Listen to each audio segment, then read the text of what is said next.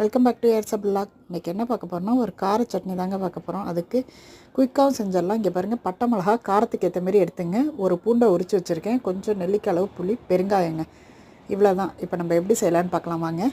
ஒரு எண்ணெய் சட்டி வச்சு நல்லெண்ணெய் சேர்த்துங்க. நல்லெண்ணெயில் பெருங்காயத்தை பொரித்து எடுத்துங்க. அது கூட பெருங்காயத்தை பொரித்து எடுத்தோன்னா பட்டை மிளகாய்க்கப்புறம் பூண்டு இதெல்லாம் பொரித்து எடுத்துங்க. பொரித்து எடுத்து கொஞ்சம் ஆற விட்டு மிக்ஸி ஜாரில் சேர்த்து அரைக்கணுங்க. மிக்ஸி ஜாரில் எல்லாம் ஒன்றாவே சேர்த்துக்கலாங்க. பொரித்து வச்சுருக்கதை இது கூட புளி சேர்த்துங்க. தேவையான அளவு உப்பு சேர்த்துங்க. இப்போ நம்ம வெல்லம் சேர்த்துக்கலாங்க. வெல்லம் இல்லை ஜீனி எது வேணால் சேர்த்துக்கலாம். நான் இப்போ பனங்கற்கண்டு கொஞ்சோண்டு சேர்த்துக்கிறேங்க பசங்களுக்காக. மிக்ஸி ஜாரில் ஓட்டினோன்னா நம்ம பட்டை மிளகா பொரிச்ச எண்ணெயும் சேர்த்து நல்லெண்ணெயும் சேர்த்து ஓட்டிக்கலாங்க. இப்போ ஒரு பவுலுக்கு எல்லாம் ட்ரான்ஸ்ஃபர் பண்ணிட்டு கொஞ்சம் மிக்ஸி ஜார் கழுவி தண்ணி சேர்த்துங்க. உப்பு கொடுத்துக்கலாம். கடுகு கருவேப்பிலை சேர்த்து தாளித்து எடுத்துக்கலாம்.